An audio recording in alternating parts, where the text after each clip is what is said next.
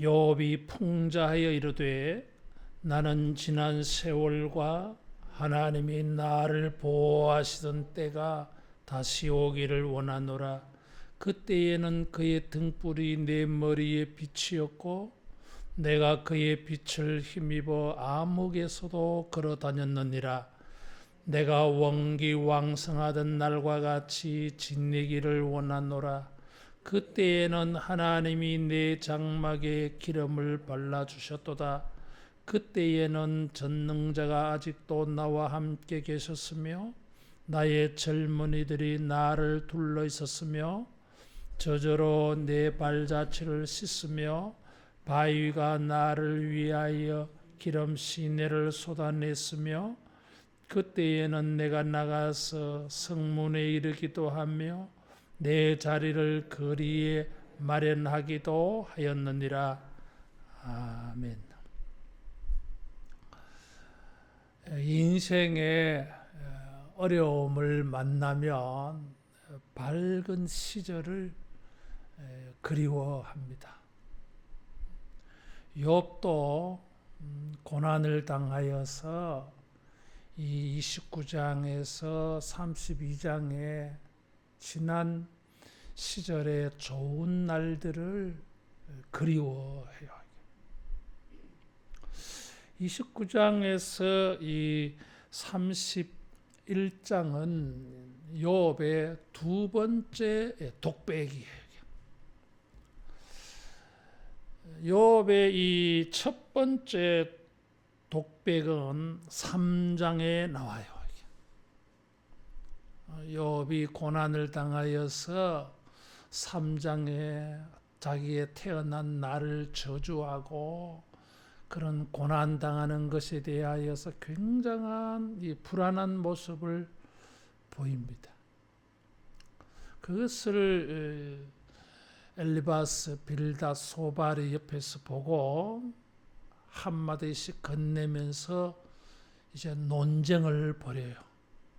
그것이 4장에서 27장까지. 이 엘리바스, 빌닷, 소발 이 세 사람들과 세 차례에 걸쳐서 막 돌아가면서 논쟁을 합니다. 그리고 나서 이 두 번째 독백이 29장에서 이 31장에 나와요. 이것이 욥의 이 두 번째 독백입니다. 이 독백이 끝나면 32장에 엘리후와의 논쟁이 나와요. 그리고는 하나님이 욥에게 나타나서 막 질문을 막 퍼붓습니다.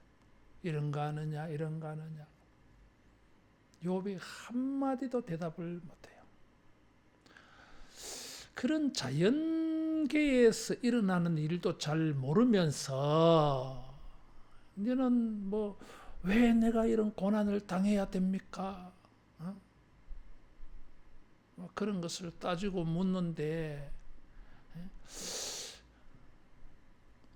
하나님의 이 고난, 의인의 고난에 대해서 네가 뭘 알 수 있느냐? 자연계에 일어나는 하나님의 주권으로 되어지는 일도 한마디도 대답을 못하면서 하나님이 주권적으로 너에게 고난을 준 일이 뭘 네가 뭐 할 말이 많느냐? 그 입 다물지 못하겠느냐? 뭐 이런. 욥이 그때 정신이 번쩍 들었어요. 친구들하고 논쟁한 것이 다 잘못됐다 이거지. 자기의 이 지식을 동원을 해서 자기는 죄도 안 지었는데 왜 내가 이런 어려움을 당해야 됩니까? 하나님 뭐 잘못한 거 아닙니까? 이런 식으로 막 따지고 들잖아요. 친구들은 네가 죄를 지었으니까 이런 고난을 당하는 거다. 막 그렇게. 욥은 억울하죠. 그런 논쟁들이야 이게. 그런데 이 3장의 첫 번째에는 욥이 이 고난을 당하여서 감정의 기복이 굉장히 심했어요. 자기의 태어난 날을 저주를 하면서 굉장히 억울해합니다. 이게. 그런데 두 번째 이 29장에서 31장의 이 욥의 독백은 변화가 생겼어요. 좀 감정이 누그러뜨려졌어요. 그러면서 옛날같이 회복되었으면 좋겠다. 하나님은 어떻게 가만히 계십니까? 옛날처럼 나를 회복시켜 주십시오.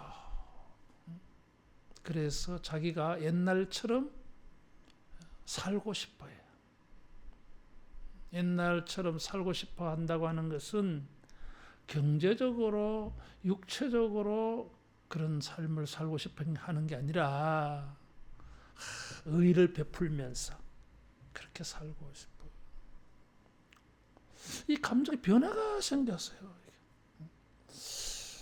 시간이 지나서 고난에 대한 이 마음이 좀 바뀌겠지요. 처음에는 당황스럽고 놀라고 충격이고, 근데 시간이 지나가면서 좀 이제 익숙해지는 것이 있을 수 있어요. 그러면서 친구들과의 논쟁을 통해서 뭐 자기가 하고 싶은 말 다 하다 보니까 마음이 좀 풀렸는지 변화가 생긴 것입니다. 그런데 결정적으로 욥이 심경의 변화가 일어난 것은 친구들과의 논쟁 때문만은 아니었어요.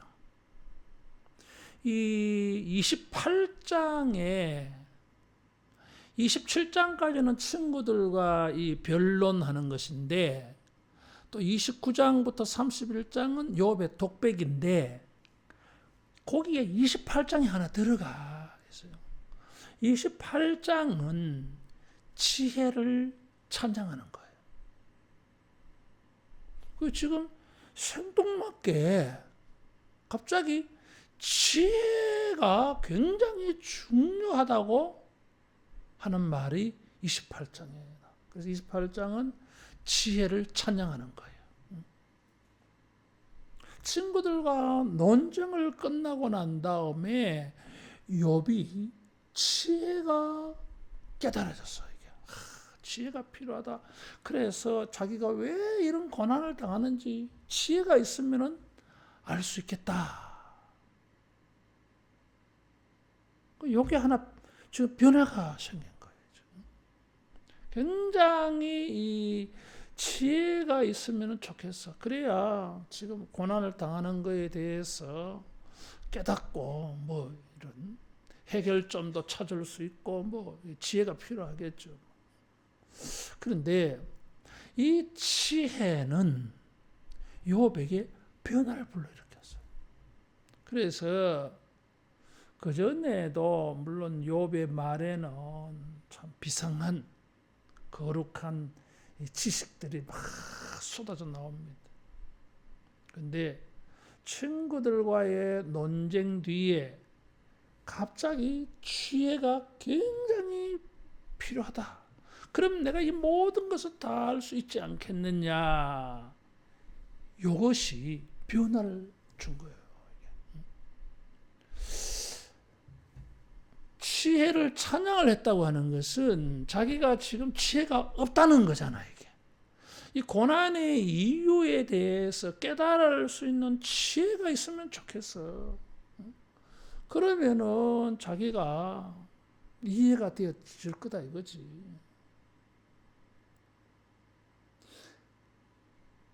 친구들과 논쟁하면서 자기 딴에는 뭘 안다고 막 논쟁을 했어요. 근데 논쟁이 끝나고 난 다음에 자기가 지혜가 부족하다. 친구들하고 막 내가 아는 척 많이 했는데 자기를 돌아보니까 모르는 게 많은 거야 지금.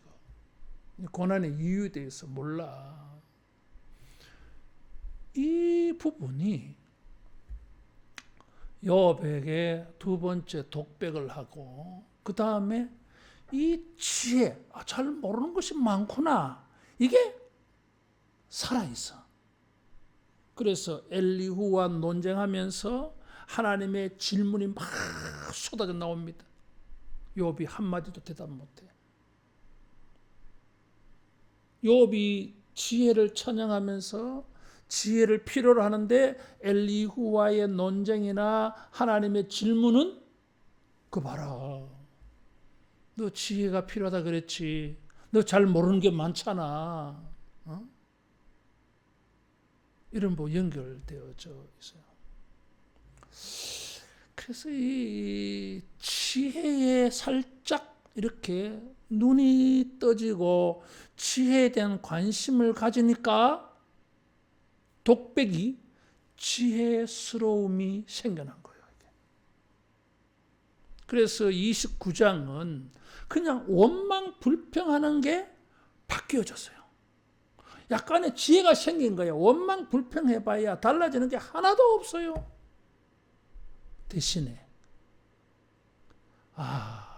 옛날처럼 되었으면 좋겠어요. 하나님 옛날처럼 좀 되게 해주세요. 이렇게 바뀌었어. 고난을 당하여서 탄식하고 원망하고 불평하다가 살짝 지혜가 들어가면서 말이 달라졌어요. 원망과 불평의 말이 아니라 옛날을 생각하면서 기도가 나온 거예요. 옛날처럼 해주세요. 그래서 여기 2절에 보면 지난 세월 그 때가 다시 오기를 원하노라. 이 3절에도 그때에는, 4절에도 그때에, 5절에도 그때에, 7절에도 그때에, 지난 세월 그때, 그때라는 말을 막 계속해. 옛날을 회상하는 거죠. 옛날처럼 고난당하기 전에처럼 돌아갔으면 좋겠어. 고난을 당하였을 때에 사람들이 생각하는 이런 거잖아요. 고난당하기 이전 시계를 되돌릴 수 있으면은 이 고난이 생기기 이전으로 돌아가서 지금 고난이 생기는 이런 일들을 행하지 아니할 거라 이거지. 이런 마음이 있어요. 그것을 욥은 풍자하여 말했다 그랬어. 풍자. 이거는 비유예요. 비유. 풍자라고 하는 이 말은 비유한다 하는 것이에요. 욥이 원하는 것을 비유적으로 표현을 했어요. 비유적으로 표현을 하는 것은 실감나게 직접 화법으로 직설적인 서술하는 표현하기보다는 비유적으로 하면은 이게 생생하게 와닿아. 언유법, 직유법 이런 법을 사용하면은 진짜 실감이 나요. 그리고 원하는 것이 무엇인지 정확하게 딱 이렇게 느껴져. 이게. 그래서 풍자하여 비유적으로 표현을 했어요. 그래서 자기는 비유적으로 말하기를 지난 세월처럼 하나님이 나를 보호하시던 때가 다시 오기를 원하노라. 자, 그렇게 말하면서 이제 비유를 사용해서 자기가 뭘 원하는지를 말해요. 이게. 자기가 원하는 거는 단도직입적으로 한마디로 말하면 하나님이 보호하시던 옛날처럼 됐으면 좋겠다 이거죠. 보호한다고 하는 것은 지켜준다 뭐 그런 뜻이 있는데, 보존한다 이런 뜻도 있고요, 또 유지한다 이런 뜻도 있어요. 이게. 그런 뜻도 있지만은 이런 것도 있어요. 지켜주려면은, 보호하려면은 잘 보고 계셔야 되잖아. 이게. 지켜봐야 돼. 그래서 보호한다고 하는 것은 지켜본다, 유의하여서 주목하여서 본다 이런 의미도 있어. 그래야 지켜줄 수 있죠. 잘못될까봐 다 눈을 크게 뜨고 주목해서 쳐다봐야 지켜지는 것입니다. 그래서 욥은 고난당하는 전의 삶이 어떤 삶이라고 말하느냐 하면, 하나님이 자기를 잘 지켜보고 보호하여 주셨어. 그 말은 뭐 어려운 고난의 일들이 왜 없었겠어요? 그런데 옛날에는 하나님이 지켜보시면서 막아주셨어. 그래서 형통했는데, 지금은 이런 하나님이 자기를 지켜봐 주시는 게 안 보이는 거야. 그냥 환난에 그냥 노출되었어. 그냥 막 받는 거야, 환난을. 전에는 하나님이 막아주셔가지고 울타리 쳐주셔서 이렇게 뭐 어려운 일이 생겨도 내게 해가 되지는 않았던 거예요. 그때가 그리워. 이게.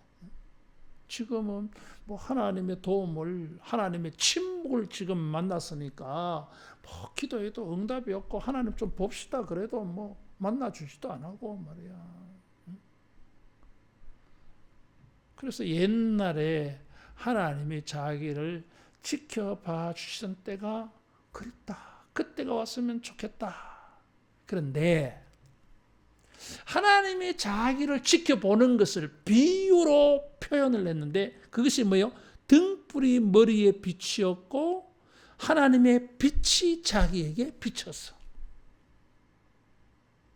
하나님이 자기를 지켜주시고 보호하여 주신 것을 비유로 말했는데, 그게 뭐예요?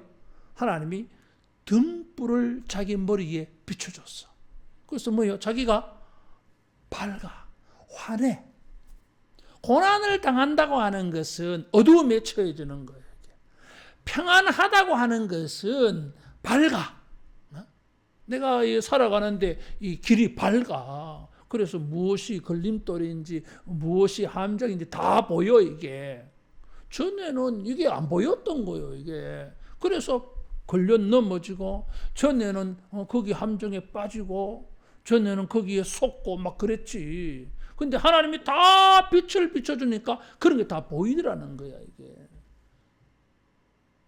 그래서 어떤 사람은 등불이 하나님의 지혜를 말한다, 뭐 그렇게 해석하기도 해.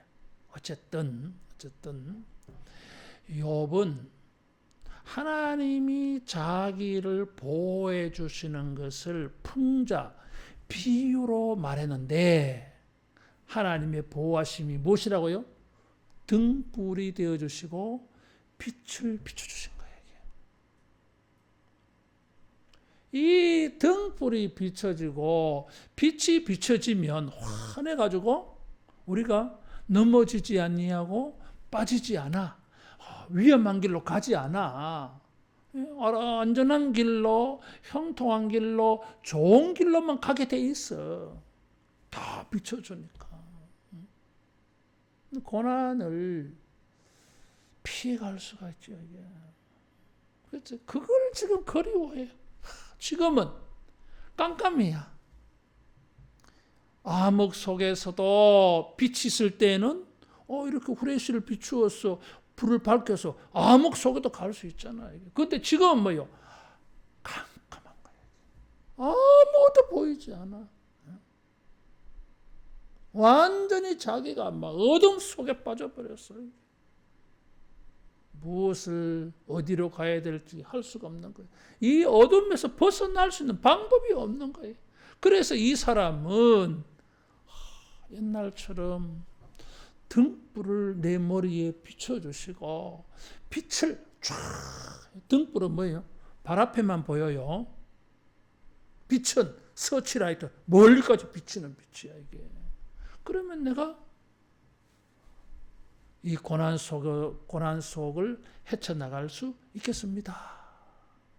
고난당하는 자, 어둠에 처한 자가 원하는 것은 인생이 밝아지는 거예요. 근데 인생이 밝아지는 것을 욥은 비유를 사용해서 무엇이라고요? 등불이 내 머리에 비쳤고 빛을 힘입어 암흑 속에서도 걸어다녔다. 여러분, 우리가 어두움, 고난의 인생을 만날 때에 하나님의 등불, 하나님의 빛이 비치어지는 은혜가 있기를 바랍니다. 그렇게 하면 인생이 밝아지는 거야. 내가 밝은 곳으로 걸어가기 때문에 이것은 비유적으로 말하면 내가 밝은 인생을 사는 거예요. 이게 밝음 속으로 다니기 때문에. 이 비유는 직설적으로 해석을 하면은 하나님의 빛이 내게 비치면은 내 인생이 밝아지겠다 하는데 그 밝아지는 인생이 이제 직설적으로 이제 비유적으로 말하면은 4절이에요. 원기왕성하던 날과 같이 지내기를 원한다 그랬어. 원기왕성. 이 번역은 좀 이상해. 이 말은 원기왕성하다 하면 우리는 활력이 넘치는 거, 힘이 넘치는 거 이런 걸 말하잖아. 이게 마치 힘이 있다고 하는 것인데 사실은 이 원기왕성이라고 하는 이 단어의 직역을 하면은 가을 추수 때처럼 성숙해졌다 이런 뜻이에요. 이게. 그래서 우리말에 번역을 할 때는 원기왕성이라고 번역을 했어. 이 추수할 때에 들판에 곡식이 가득 무르익은 것을 원기왕성이라고 하는 단어예요. 사람에 비하면 원기왕성 어떤 거예요? 지금 농사를 지은 것이 추수할 때에 이 가득한 것처럼 열매가 맺어진 것처럼 사람에게 비유하면 어떤 거죠? 이게 원기왕성은 내가 열매를 잔뜩 맺을 수 있는 것은 이 사람이 에너지가 넘칠 때야. 뭘 할 수 있는 힘이 있어. 열매를 맺을 수 있는 힘이 있어. 그래서 우리말 성경에는 원기왕성이라고 번역을 한 거예요.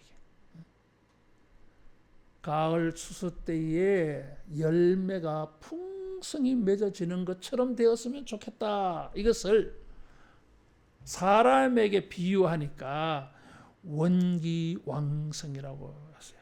그래서 이제 그럼 이게 어떤 거냐? 사람이 열매를 가득 맺을 수 있도록 원기왕성하다고 하는 것은 최전성기야. 가장 잘 나갈 때. 농사에 비유하면 원기왕성 어떤 거요? 제일 좋았을 때 열매 맺었을 때가 최고야. 씨를 뿌릴 때, 삭이 날 때, 그럴 때도 좋지만은 열매 맺었을 때가 최고요. 사람에게 원기왕성 어떤 거예요? 최고의 전성기, 잘 나갈 때야. 잘 나간다고 하는 것은 뭐예요? 뭘 하면 다 성과가 있어. 성과가 있어요. 자, 우리가 이제 빛에 대해서 계속 성경에 나오는 것들을 묵상해 보고 있는데, 우리 인생에 하나님의 빛이 비치기를 우리가 구하고 있어요. 그럼 하나님의 빛이 우리에게 비친다고 하는 것은 우리가 어떤 거예요? 원기왕성해지는 거야. 우리가 전성기를 달리는 거야. 뭘 하든지 하면 다 성공이 돼. 열매를 추수할 수 있을 정도로 다 무르익어. 이게 하나님의 빛이 비친 증거요. 재밌는 표현. 열매가 추수를 기다리며 단단해질 때는 여러분 햇빛이 요즘처럼 강해야 돼. 이게.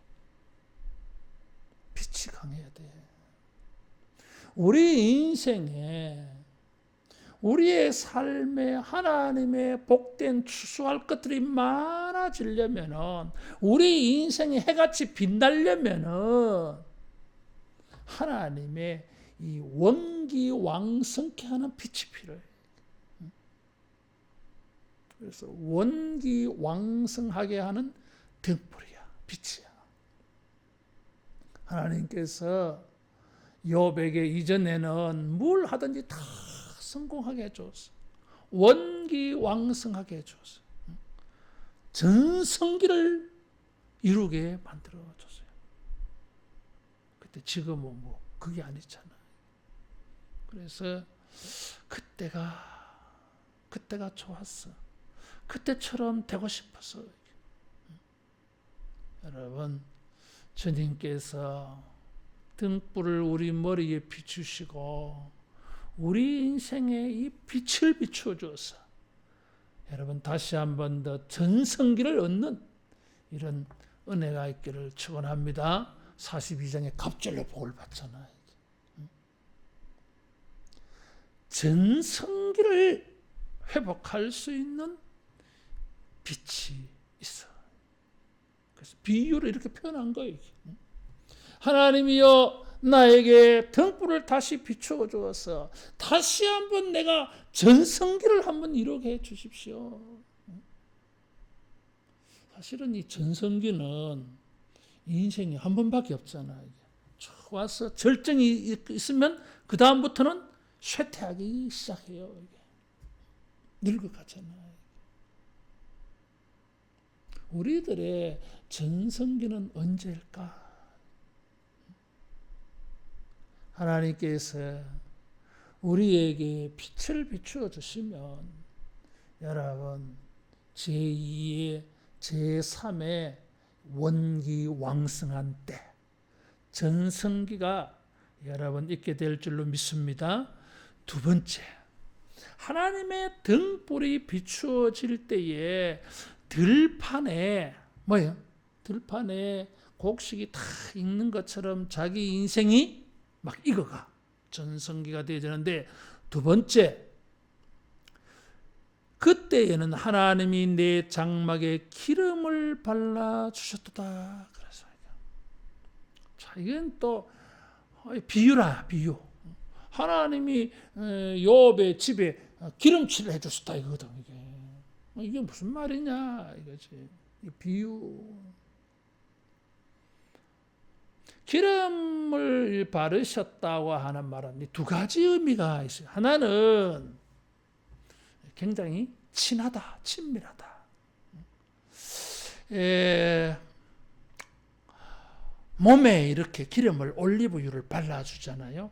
그 사람은 누가 발라줍니까? 생뚱맞게 처음 보는 사람이 발라줍니까? 아니에요. 이제 종들이 이제 기름을 몸에 이렇게 목욕을 하면 이제 올리브 기름을 발라주는데, 친한 사람이, 친밀한 사람이 기름을 발라줘. 그래서 하나님이 자기의 장막에 기름을 발라주셨다고 하는 것은 욥의 집이 하나님과 친밀하다 이런 뜻이에요. 또 이렇게 기름을 발라서 왕후가 왕에게 나아가잖아요. 이 친밀함이야. 두 번째, 이 친밀하다고 하는 것은 어떤 의미가 있느냐 하면, 친하면은 비밀을 다 말해. 비밀을. 그리고 친하면 의논을 해요, 이게. 의논을 해서 뭐 이렇게 도움이 될 일들을 서로 나누고 도와주고 그래. 그게 친밀함이에요. 그래서 친밀함은 두 가지야. 의논한다는 의미도 있고, 기름을 발랐다고 하는 것은 친밀하다는 뜻도 있고, 의논한다 이런 뜻도 있어요. 근데 친밀과 의논이라는 단어는 서로 아무 관계 없는 말이 아니라 관계가 있어. 친하니까 의논을 하지. 아무에게나 내 사정을 이야기 안 하잖아. 하나님은 욥에게 등불이 되어주셨어요. 어떤 등불을 되어주셨어요? 밝아. 하나님과 욥 사이는 아주 밝아. 빛을 비춰줬는데 그 빛은 하나님의 친밀함이 느껴졌고, 하나님의 그 빛은 마치 욥이 생각할 때에는 하나님이 빛을 비추어 주어서 자기 인생의 문제를 해결해 주려고 자기에게 뭔가 의논하는 것처럼 보여졌어. 이게 지금은 하나님이 막 어둠 속에 숨으셔가지고 자기가 고난당하는 것에 대해서 하나님하고 좀 대화를 하고 싶어도, 하나님과 논쟁, 토론을 하고 싶어도, 하나님과 이 문제를 내놓고 좀 해결점을 찾으려고 의논하고 싶어도 하나님이 보이지 않아. 숨어버렸어, 하나님이. 하나님이 자기가 너무 멀리 있는 것처럼 느껴지는 거야, 이게. 그래서 욥은 옛날에는 아니랬는데 하나님이 나와 좀 가까이 이렇게 대면해서 나의 삶에 이런저런 문제, 하나님 나한테 이런 문제가 생겨서요, 어떻게 하면 좋을까요? 그럴 때는 이렇게 해라, 이렇게 감동도 주고 말이야. 이래 했는데 지금은 그게 없어. 이게. 그래서 욥이 지금 하나님이 나에게 등불을 주세요, 빛을 주세요. 그는 뭐예요? 나하고 좀 의논하면서 나와 좀 친하게 좀 대해주세요. 자기는 하나님에게 너무 소외감 느끼니까. 여러분, 우리에게 필요한 빛이 뭐예요, 이게? 우리가 인생을 살아가면서 내 인생이 밝아지려면은 이 빛이 필요해요. 어떤 빛이 필요하냐면, 비유라 그래서요. 하나님과 친밀한 빛이 비춰져서 하나님이 자기를 다 이렇게 보시면서, 아이고 욥이 네가 좀 어렵네, 내가 도와줄게, 뭐 이런 의논이 필요해요. 의논의 빛, 친밀함의 빛. 고난 가운데 욥은 이런 것을 느낄 수가 없었어요. 하나님은 자기에게 너무 멀리 계신 것처럼 보여. 어떤 문제도 자기와 아무 의논, 도움을 주지 않는 것처럼 느껴져서 지금 기가 막힌 거예요.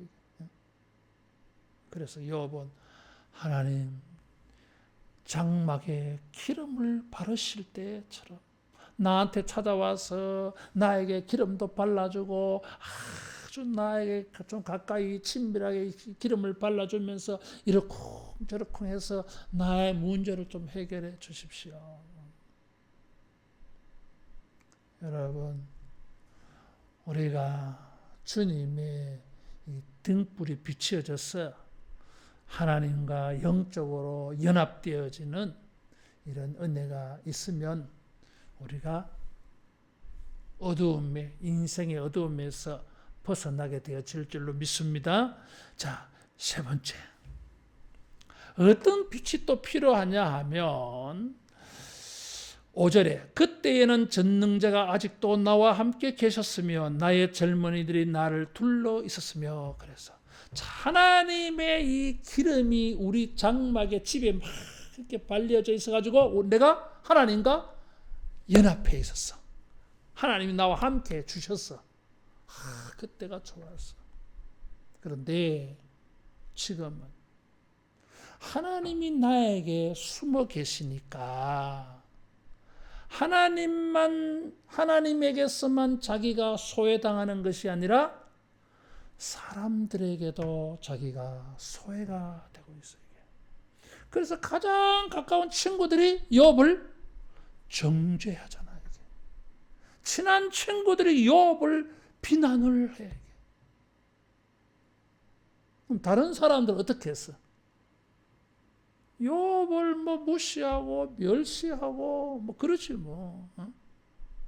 그래서 욥이 지금 옛날이요 하면서 비유적으로 하나 들고 나온 게 젊은이들이 나를 둘러 있었으며 이걸 가지고 왔어. 자, 젊은이들은 이제 나이가 어린 아이들 이런 뜻이에요, 이게. 아이들이 나를 둘러섰다고 하는 것은 욥 주위로 아이들이 이렇게 젊은 사람들이 많이 있었다고 해서 많이 따랐다 그런 뜻이기도 하고 다른 뜻이 있어요. 젊은이들이 아이들이 욥을 둘러쓰고 있었다고 하는 것은 아이들이 뭐예요? 종이야, 종들이야. 욥을 이렇게 심부름하고 욥을 섬기고 여기 6절에 보면 저주로 내 발 자체를 씻으며 이런 말이 나와. 욥의 발도 씻어주고 먹을 것도 욥에게 갖다 주는 심부름하는 아이들 이런 의미도 있어요. 욥이 훌륭해가지고 가는 곳마다 젊은 사람들이 욥의 삶의 지혜, 성공의 비결 그런 걸 물으려고 모여드는 사람이기도 하고 다른 한편으로는 뭐예요? 욥이 이렇게 훌륭하니까 욥을 섬기는 사람들이 있어. 다시 말하면 과거에는 욥이 사람들에게 존중과 섬김을 받았어요. 욥의 인생이 밝았던 것은 존중과 섬김의 빛이었기 때문이야. 이게. 지금은 사람들이 욥을 괴물 취급하고 짐승 취급하고 막 재산 다 잃어갖고 가난하고 몸에도 막 병이 들어가지고 있으니까 사람 취급 안 해주거든. 이게. 마치 부자와 거짓 나사로에 나오는 거짓 나사로의 헌대를 그 부자의 개가 이렇게 핥는다 그러겠어요. 막 그런 처지에 놓여 있는 거예요, 지금. 하나님에게도 자기가 존중의 여김을 받지 못하고 사람들에게 심지어 저 아이들에게까지 자기가 아무런 존중을 받지를 못해. 그래서 하나님이여 내 머리에 등불을 비춰주시고 내게 빛을 비춰주셔서 사회적으로 내가 멸시받지 않고 존중받는 옛날로 돌아가게 해주십시오. 사람들이 나를 막 이럴 때 받들어 섬겨. 그런 때를 회복시켜 주십시오. 인생이 밝아졌다고 하는 것은 존중이 여김을 받는 게 있어요. 이게. 그것이 안 되면 인생이 어두운 거지 뭐. 여러분, 주님이 우리에게 이 존중의 여김과 섬김의 이런 등불이 비춰주시는 은혜 있기를 바랍니다. 이게 이제 그리운 거예요. 그 다음 6절에 저절로 내 발자취를 씻으며 바위가 나를 위하여 기름 시내를 쏟아냈으며.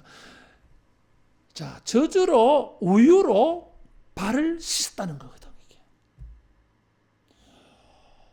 물로 발을 씻지 우유로 씻지는 안 하잖아요.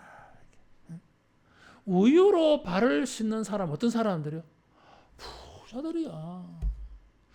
이 귀한 우유를 가지고 목욕을 하고 이러잖아, 이게. 이거는 일반 사람들이 할 일이 아니야, 이게. 우유는 먹는 거지, 어떻게 그게 씻는 거냐, 이러지. 근데 저 집에는 우유가 막 흔해 빠져가지고, 물처럼 흔해 빠졌어, 이게. 그러니까 뭐예요? 굉장히 물질적으로 번영한 거예요, 이게. 잘 사는 거야, 이게. 얼마나 풍성한지 바위가 나를 위하여 기름 시내를 쏟아냈으며 그랬어요. 이게 또 이 재미있는 표현이 비유라 그랬어요. 풍자. 이게 뭐냐 하면 자, 기름은 올리브 나무잖아요. 이게. 올리브 나무는 이 돌들이 많은 가운데에서도 잘 안 돼요, 이게. 그래서 비유하면 첫째는 이 올리브 나무, 감람나무에 기름이 열매가 많이 맺어서 기름을 많이 얻었다 이런 뜻이야 이게. 그러니까 풍요로운 거야 이게. 그런데 그 기름을 얻는데 비유적인 표현이 뭐예요?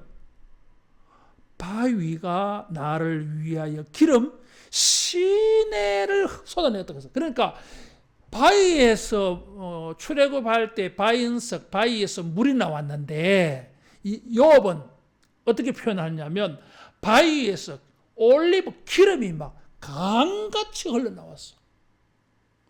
굉장한 과장법이요 이게.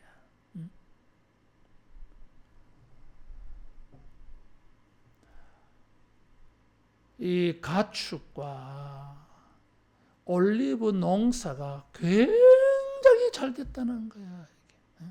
그래서 물질적으로 엄청난 풍요로움을 가지고 있었어.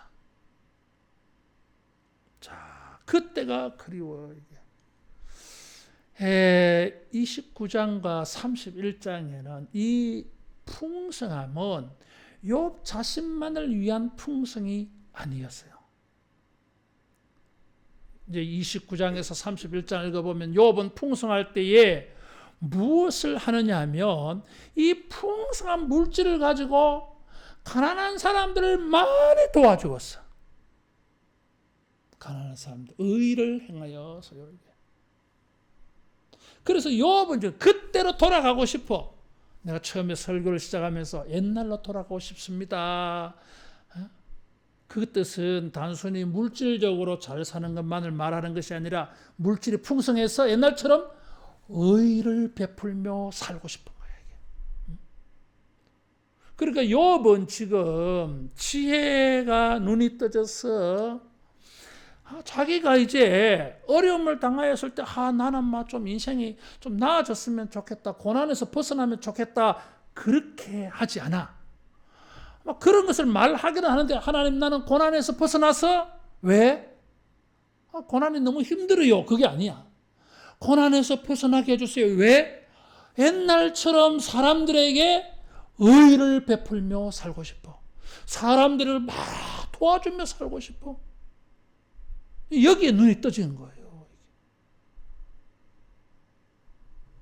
그래서 7절이 나와서 성문은 재판하는 자리예요.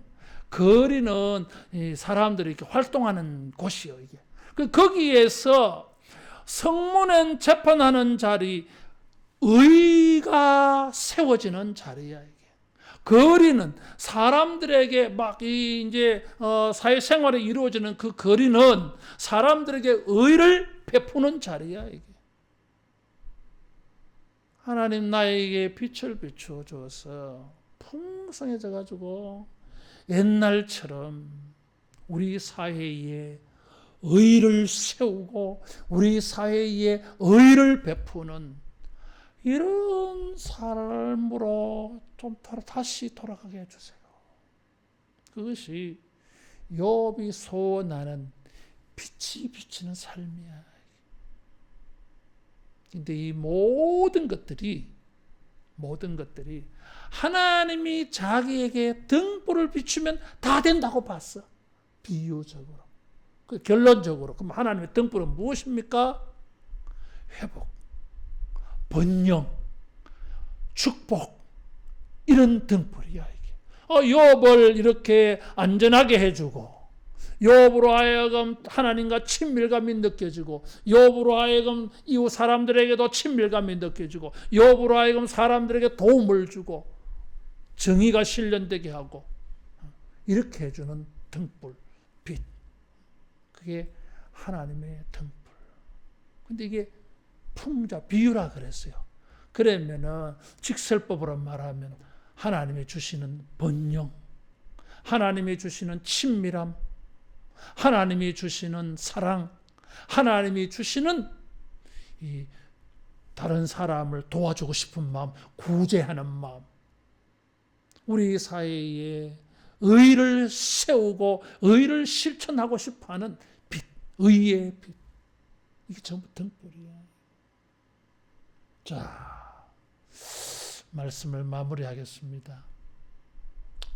우리도 하나님의 빛이 비추어서 내 인생도 좀 빛나고, 그래 빛이 되어서 사회에도 빛을 비추어서 다른 사람에게도 빛이 되고 싶어.